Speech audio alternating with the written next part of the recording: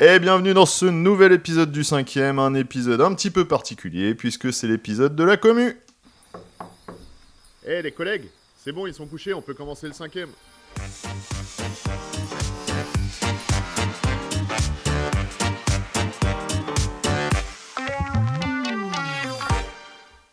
Et aujourd'hui, pour ceux qui nous regardent sur YouTube, on n'est que deux autour du micro, puisque moi c'est toujours la grosse voix, c'est toujours Nico, et en face de moi il y a... Fanny, la petite voix, insupportable. Exactement. Du coup, on est deux autour du micro, mais sur les réseaux sociaux, on a beaucoup partagé depuis quelques temps. Et d'ailleurs, merci de nous écouter. Et merci de nous liker, de nous commenter tous nos posts et tout. Je vous jure que ça fait vraiment plaisir. On a lancé un petit post il y a quelques temps sur un épisode un peu particulier, puisque c'est l'épisode de la commu. L'épisode de la commu, c'est simple, on a demandé un bon souvenir à tous les gens qui nous suivent. Un bon souvenir ou quand ils étaient enfants ou quand ils étaient animateurs. Et du coup, il y a pas mal de gens qui nous ont envoyé leurs souvenirs. Et du coup, on propose aujourd'hui de les partager avec vous.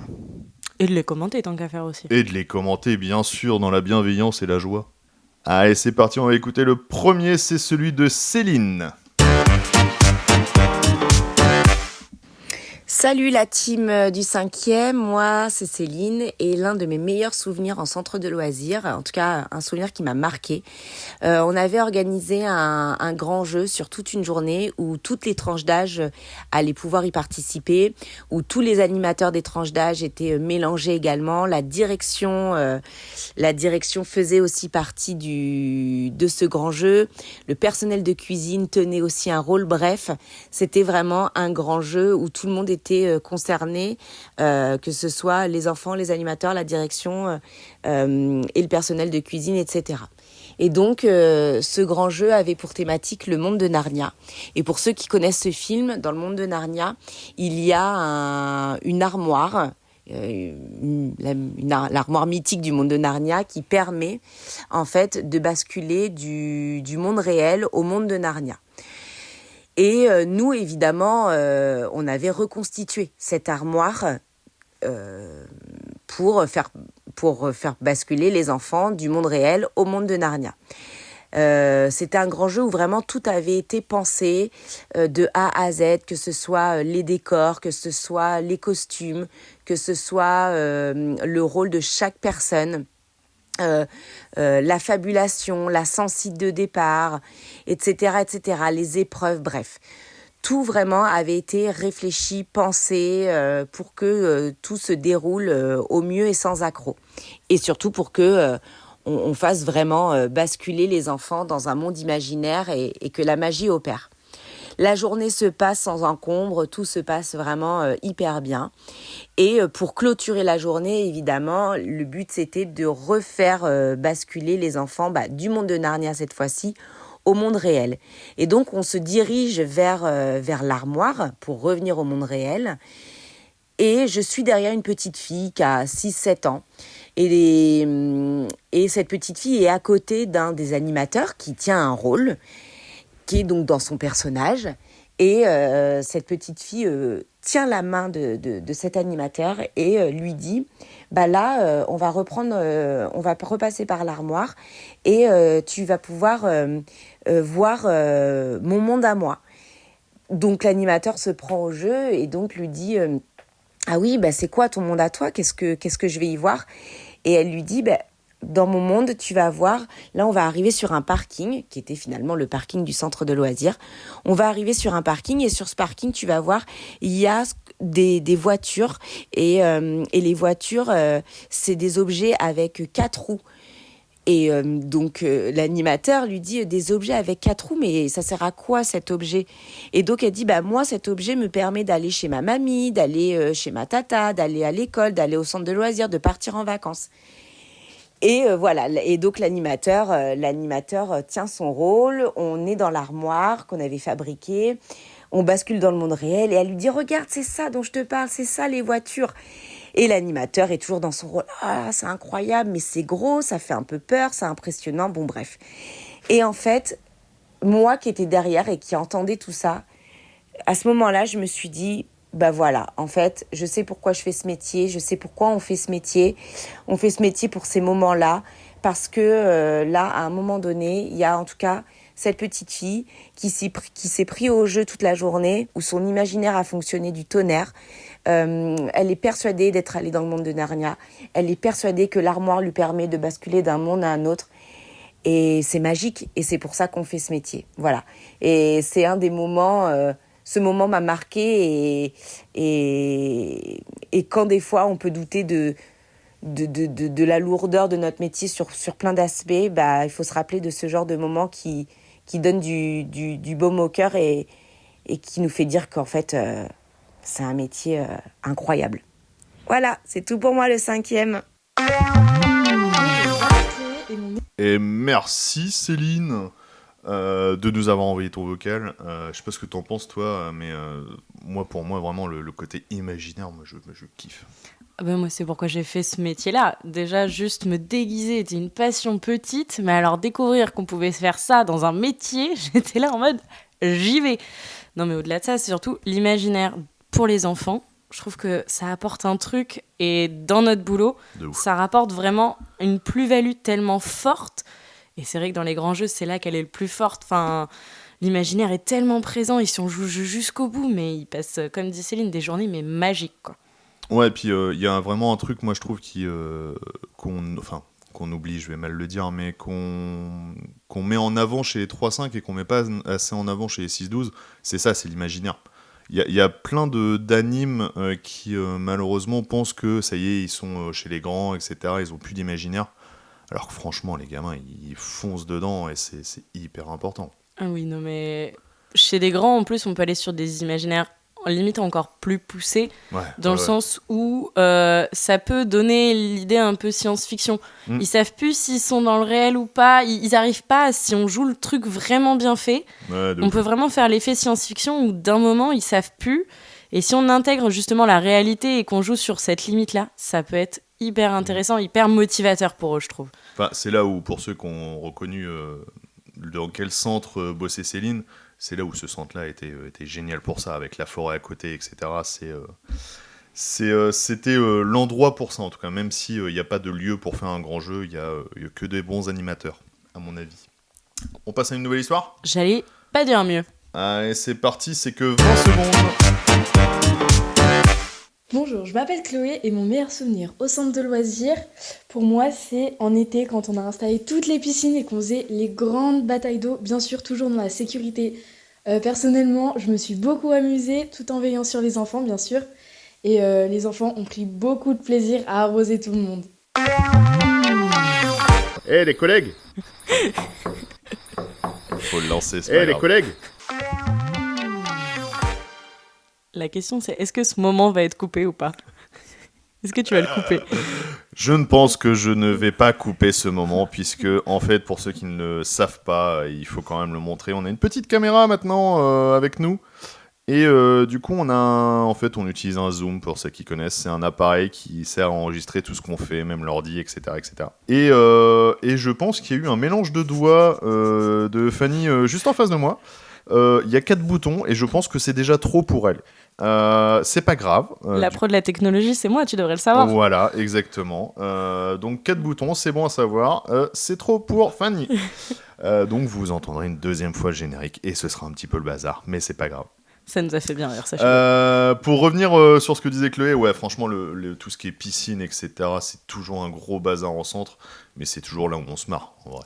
Ah non, mais moi, je pense que c'est ma sortie par excellence préférée. Déjà parce que j'ai le vertige, que tout ce qui est acrobranche, tout ça, comme on vous dit, c'est pas mon kiff, mais c'est surtout, dans la piscine, on voit ce moment de libération, même dans les batailles d'eau. Enfin, c'est un truc, ok, c'est pas terrible écologiquement, ça peut être fait un peu réfléchi. Maintenant, il y a les éponges, il y a des choses comme ça qui permettent de faire des batailles d'eau un peu, on va dire, limitées. Mais il y a moyen, c'est des fous rires à l'excès, quoi. On s'amuse tellement, je trouve, et c'est trop drôle, quoi. Moi, j'ai déjà fait un été où moi, j'ai la chance d'avoir un gros plateau sportif sur mon centre, où on avait mis des voitures, on avait mis le camion du centre, etc., en plein milieu, et on faisait bataille d'éponges, du coup, et ça ressemblait à une espèce de laser game mouillé. C'était excellent, c'est un grand n'importe quoi, et ça je vous le conseille pour cet été parce que c'est vraiment vraiment fun. Ah non, mais c'est pépite. Mais au-delà de ça, même les jeux d'eau, où nous, on est acteurs du jeu de l'eau, entre guillemets. Les 1, 2, 3, je t'arrose, comme ça. Ouais, carrément. C'est des versions où, sur des enfants qui aiment pas perdre, je trouve on a moyen de détourner le truc et de faire perdre des enfants de façon rigolote. Grave. Et mais ça peut aller tellement loin en plus, ça peut vraiment tellement être drôle de mouiller un enfant de la tête aux pieds, il est mort de rire et t'es là, c'est trop bien quoi, d'habitude il veut pas perdre. Grave.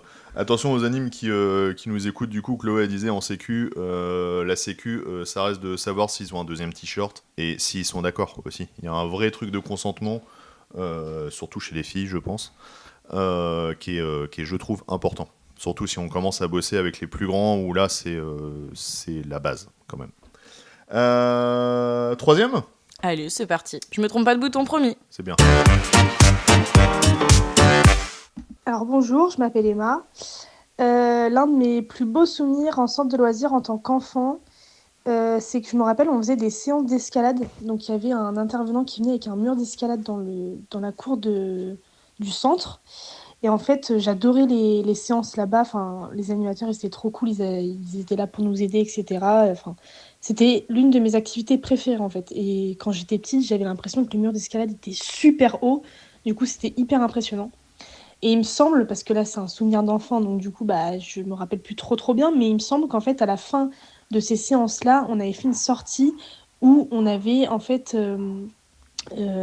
grimper mais sur un vrai mur d'escalade, donc c'était plus un mur d'escalade en plastique, c'était vraiment un mur d'escalade en roche, et je trouve que c'est l'accomplissement en fait de toutes les séances qu'on avait pu avoir, et c'est l'un de mes plus beaux souvenirs parce que c'était le dépassement de moi-même, j'avais eu très peur, je m'en rappelle, et j'avais kiffé à la fin, et c'est limite si je voulais m'inscrire à l'escalade.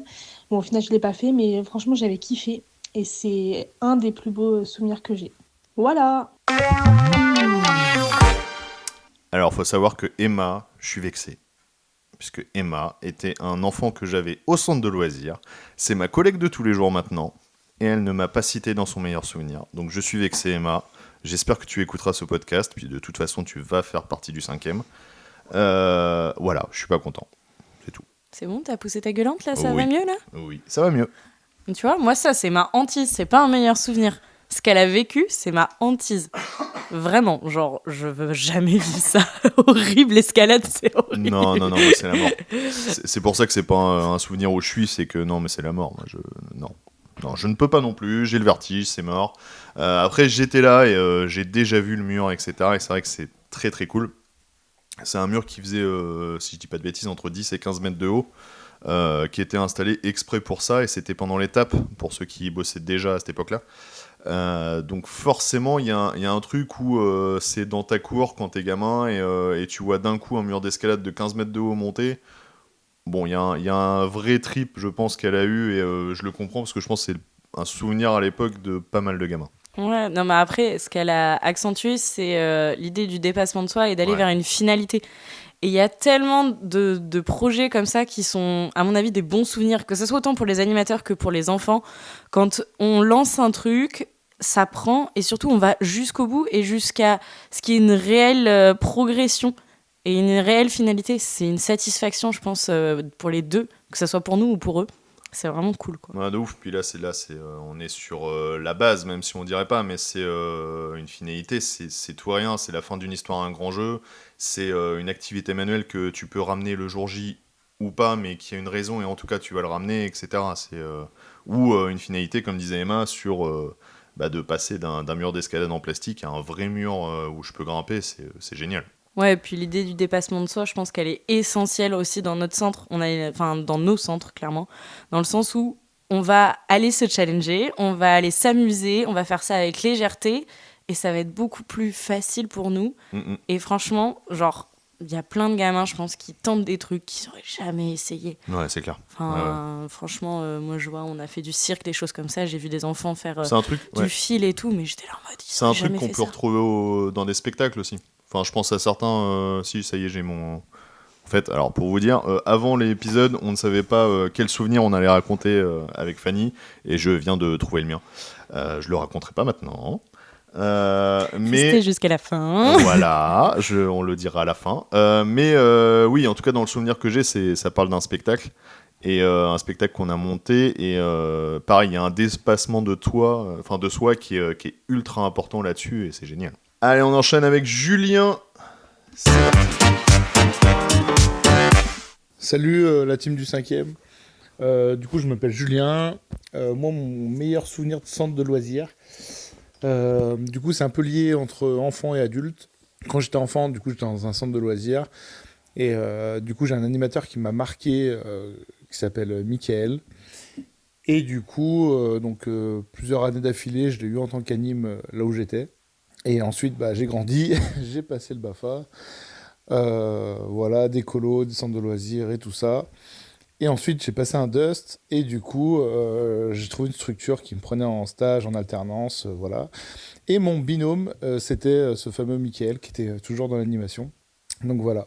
Et je pense que c'est mon meilleur souvenir de l'animation et ça va faire une vingtaine d'années que je fais de l'animation. Et je suis toujours en contact avec lui. Et voilà, donc s'il écoute, je lui fais un gros bisou et c'est un peu grâce à lui que je suis parti dans le monde de l'animation. Voilà. Bonne fin de journée à tous. À bientôt. Ah, gros sujet. Si je dis pas de bêtises, Fanny, toi, tu l'as pas connu, ce truc-là, de bosser avec un enfant que t'as déjà eu. J'ai pas connu ça, mais moi, j'ai vécu ce qu'il a vécu. C'est-à-dire que, en plus, moi, j'ai passé mon BAFA et j'ai fait mon stage avec un copain qui était de mon âge. On s'est retrouvés dans le même groupe avec un animateur qui était genre l'animateur. Déjà, j'avais tous les animes qui étaient là pratiquement ont été mes animateurs. Mais alors lui, il nous a regardés. Déjà, on est arrivé, il nous fait bon. Ça fait bizarre parce que quand je pense que je vous ai changé votre couche, et là on était là en mode ah ben d'accord, et j'étais avec un de mes super copains, et ça aussi c'est un bête de souvenir en vrai. J'avais pas pensé, mais ça c'est super cool. Ouais, non, c'est super cool. Moi du coup, j'ai à l'inverse parce que je suis un vieux. C'est ce que je disais tout à l'heure. Emma, qui est ma collègue de Perisco, que je vois H24, avec qui on se voit dès 7h30 du mat, donc c'est un rapport particulier puisqu'on se voit un petit peu la tête dans le cul.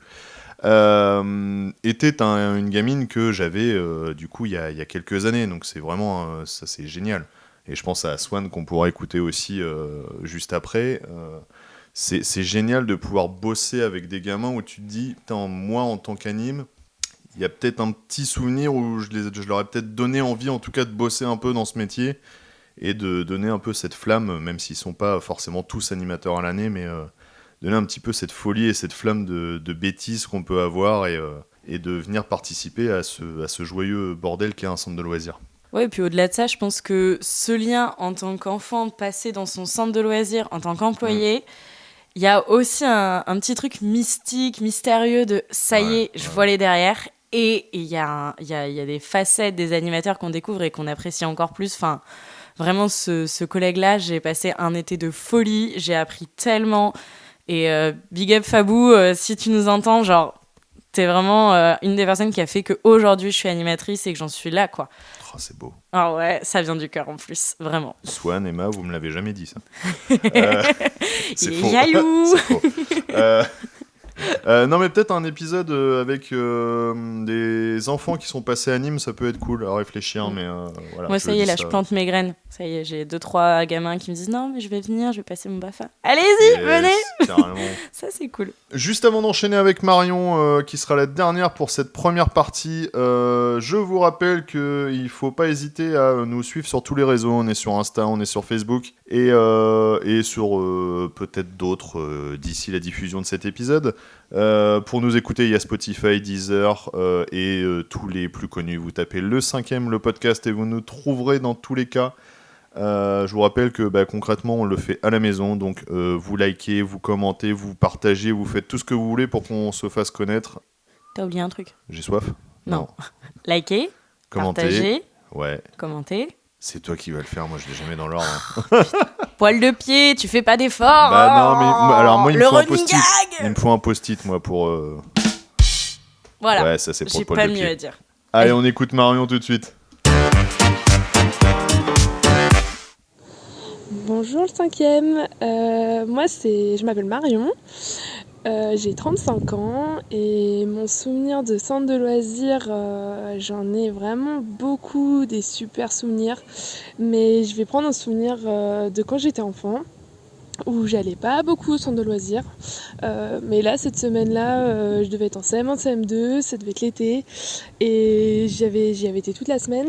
Et en fait, il y avait un projet bricolage où on avait dû, je pense qu'on construisait des cabanes dans le parc, enfin dans le jardin du centre de loisirs où il y avait des arbres et tout. Et en fait, on a appris à scier avec une scie manuelle, on a appris à planter des clous avec un marteau et j'avais trouvé ça vraiment exceptionnel parce que c'est pas quelque chose que je faisais trop dans mon quotidien. Moi, j'ai toujours été plus une artistique qu'une bricoleuse. Et du coup, voilà, j'avais appris plein de choses, j'avais trouvé ça un peu dangereux et du coup, c'était vraiment très drôle à faire. Et voilà, ça fait partie de mes souvenirs de centre de loisirs que j'ai vraiment adoré. En plus, on avait fait ça avec les copines et tout, donc non, c'était vraiment des super souvenirs. Et voilà, merci le 5e. Ah, la prise de risque. La prise de risque, c'est vraiment un gros sujet, on l'abordera sur un futur épisode. Mais c'est génial quand t'es gamin, et c'est ce qu'on disait tout à l'heure sur le mur d'escalade. Pouvoir prendre le risque de faire quelque chose, d'être sur scène, de pouvoir monter sur un mur d'escalade, de scier des choses parce que c'est pas ton truc, etc. C'est génial. Puis au-delà de ça, là, les activités bricolage que j'aime bien, c'est que à l'école, on nous apprend pas. Et c'est des choses qui, toute ta vie, te serviront. Désolée, mais planter un clou, si j'avais pas appris, j'aurais jamais su et ils auraient tous fini de traviole, clairement. Non, mais après, en tant qu'animateur, je trouve que c'est des activités où vraiment on prend du risque. On doit vraiment briefer le truc, etc. Autant mur d'escalade, etc., c'est fait par des pros, etc. Mais là, nous, on peut le faire, on est apte et on peut aussi, du coup, mettre les enfants en danger. Donc, c'est à quel point on se sent à l'aise et à quel point il faut aussi des fois tenter. C'est dur comme limite à franchir, je trouve. C'est aussi dans des, je pense aux activités brico aussi que j'ai pu faire, au béton cellulaire, aux scies sauteuses, etc. C'est là où il y a une vraie confiance qui s'instaure entre toi, animateur, et l'enfant, parce qu'il y a un moment, il faut que tu aies confiance en l'enfant quand même. Et ça va dans l'autre sens aussi. Il te fait confiance pour vraiment comprendre comment fonctionne une scie sauteuse, etc. Comment mettre tes mains et tout. Et ça crée un truc, je trouve, entre ces deux publics qui est ultra intéressant. Ouais, bah après, il y a d'autres activités à risque aussi qui Bien sont sûr. dans ce cas-là. Genre, moi, je pense à la couture. On a acheté des machines à coudre récemment dans mon centre de loisirs. Et on va essayer de tous, on a été formés, mais de tous en mener. Et c'est un truc où c'est vrai qu'au final, la machine à coudre, tu mets ton doigt en dessous de l'aiguille, t'es fichu quand même. Hein. Ah bah oui. C'est assez... Et il y a des choses quand même comme ça qui restent techniques et difficiles. Une aiguille, ça reste, moi, quelque chose que je fais régulièrement, de faire de la couture à la main. Mais quand on y réfléchit, ça se prend d'une certaine manière, le tissu se tient d'une certaine manière pour pas s'enfoncer l'aiguille. Ouais, c'est Et clair. en fait, on a tous notre capacité en tant qu'animateur à où est-ce qu'est le danger, où est-ce qu'on se sent à l'aise ou pas. Et à quel point, comme tu dis, on fait confiance aux enfants et aussi à quel cadre on pose. Ouais. Est-ce qu'on va interdire toutes les activités qui sont dangereuses, selon nous, ou est-ce qu'on va les tenter quand même, mais à quel point, quoi? Bah, selon moi, c'est vraiment, faut le sentir. C'est-à-dire, enfin, il y a la base, c'est faut être à l'aise avec l'activité. Tu fais pas de la scie sauteuse si t'en as jamais utilisé, c'est totalement bête. Et de toute façon, tu n'arriveras pas à mettre en sécurité, ce qui est la base, les gamins. Enfin, à un moment, c'est couper un doigt, ça va tellement vite que voilà, c'est ultra important. Non, mais j'aime bien aussi ce petit souvenir, entre guillemets, parce que ça rappelle que certaines activités sont tellement marquantes pour les gamins. Ouais. Il y a des enfants, ils viennent te voir en mode « on a fait ça !» et toi, t'es là en mode « alors attends, j'ai fait ça quand est-ce que j'ai fait ça ?» Mais au final, ça les marque tellement, il y a des trucs où vraiment, ils vont tester, et c'est là que j'adore, moi je trouve que c'est le cœur de notre métier, c'est faire essayer des activités, les faire tenter et expérimenter tellement d'autres choses que ce qu'ils font d'habitude, et c'est de la découverte pure, quoi. Et si on réfléchit un peu, dans tout ce qu'on a écouté, il y a 0 conso, quasiment. Ouais. Alors, il y a forcément le mur d'escalade qui est une presta quand c'est un centre de loisirs. Mais en soi, on ne parle pas de consommation. Là, on n'a quasiment pas parlé de sortie, on n'a pas parlé de trucs qui coûtent cher. On a parlé de relations humaines et des choses qui ont un rapport à soi. Et je trouve ça génial d'avoir ce rapport-là, en tout cas, dans ce podcast. Bon, c'est à toi, là, je crois. C'est à moi, là, quoi ? Bah, ton meilleur souvenir, patate. Ah, mon meilleur souvenir. Ah, ok, on va finir sur mon souvenir.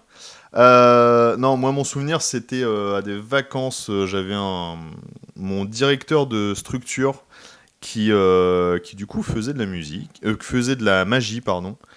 Et moi, j'en ai fait aussi un petit peu.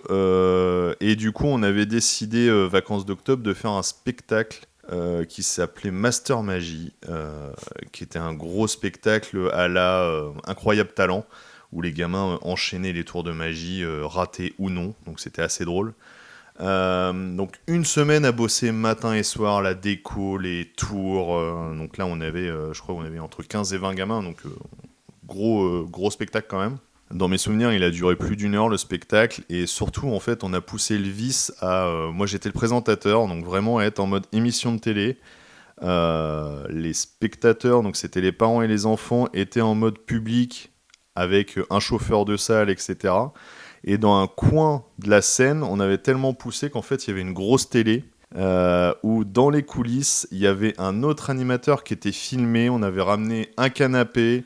Il était en mode dans son salon, quoi, en gros, et il réagissait en direct à ce qui se passait sur scène.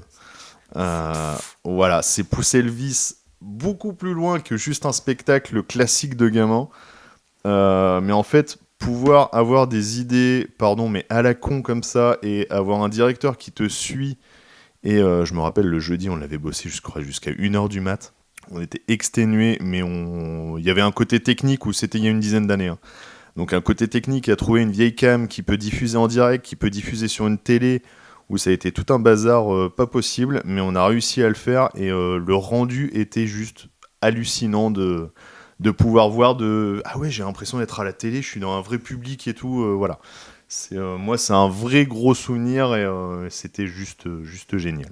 Tu m'étonnes. Ouais.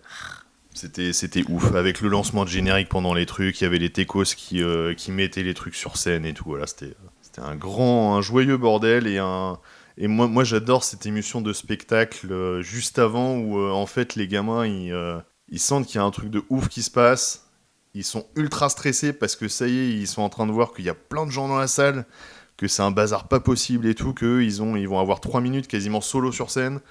Et en fait, ils sont paralysés. Il y avait une espèce de troupe qui s'est créée à ce moment-là, qui était magique. Vraiment. Moi, c'est un truc, genre, c'est un objectif. Monter un spectacle avec les gosses, c'est un de mes objectifs. Je comprends. Et je me dis, genre, à vivre autant pour les gamins que pour nous, ouais. Il y a tellement de choses à proposer, tellement de choses à apprendre, à apporter et tout. Franchement, comme tu dis, je pense qu'il y a vraiment un potentiel de ouf au niveau apprentissage et tout. Puis un moment de dingue, quoi. Ouais, spectacle, c'est génial. Je repense à un spectacle que j'ai fait avec Marion, qu'on a juste entendu avant aussi, où on a repris le premier film d'Harry Potter avec des chaussettes, donc tout en marionnette avec des chaussettes, qui était un projet 5-12 ans. Donc il y avait des moyennes sections et des grandes sessions, si je dis pas de bêtises. Qui était juste pareil mortel, et 3 mois après il y a encore des parents qui nous en reparlaient en mode ouais, c'était fou et tout. Voilà, faites des spectacles, c'est génial, ayez le culot d'en faire, et vous verrez que vous aurez un retour très vite, et vraiment un très très bon retour des gamins et des parents généralement. Est-ce qu'on ferait pas le petit jeu de la fin ? Ah bah vas-y, explique-moi, parce que moi j'ai rien préparé pour le petit jeu. Ouais, mais tu sais que moi pour jouer je suis toujours là. Oui. Le jeu est pas compliqué, on a 5 tours. 5 tours pour tomber sur le même mot. On part sur des mots d'animation. On reste dans notre thème quand même de base. À 3, on va dire le premier mot qui nous vient à la tête. Donc on fait 1, 2, 3 et on dit le mot. Très bien. Et on a 5 chances pour trouver le même mot. 5 chances pour trouver le même mot. Okay. Et en général, on essaye de faire du lien. Par exemple, tu me dis cuisiner patates. Purée. J'allais dire frites. On est mal. Voilà, on est mal barré en 5 tours. Hein. T'es prêt ? Okay. Peut-être. 1, 2, 3, spectacle. Activité. 1, 2, 3, décor. Ah, t'as loupé! Je l'ai pas eu. On refait. T'as pas le droit du coup, on n'a pas le droit de dire décor. 1, 2, 3, chauffeur activité de salle. Manuelle. Activité manuelle, chauffeur de salle, tu m'aides pas là. Hein. Ah si, c'est bon, j'ai. 1, 2, 3, costume. Musique. On est nuls. Hein. Il nous reste 2 chances. Attends, j'ai dit quoi T'as dit costume, j'ai dit musique. Ok. Je suis sûr qu'on va pas l'avoir. Allez, 1, 2, 3, jingle. Présentateur. Ah là là là là là là. Ah si, j'ai. 1, 2, 3, émission générique. télé. Ah là là, on est t'es nuls. nul. Bon, c'est un jeu qu'on refera parce qu'il est simple et faut que je réfléchisse plus vite. Mesdames et messieurs, c'était la première partie de l'épisode de la commu. Ça va se diviser en 2 parties puisqu'on a beaucoup de gens qui ont répondu, on a une petite dizaine. Donc c'est cool. En attendant, on n'oublie pas de partager, De liker. de commenter. Et poil de pied. Allez, bisous à tous. Eh les collègues, c'est bon, ils sont couchés, on peut commencer le 5e.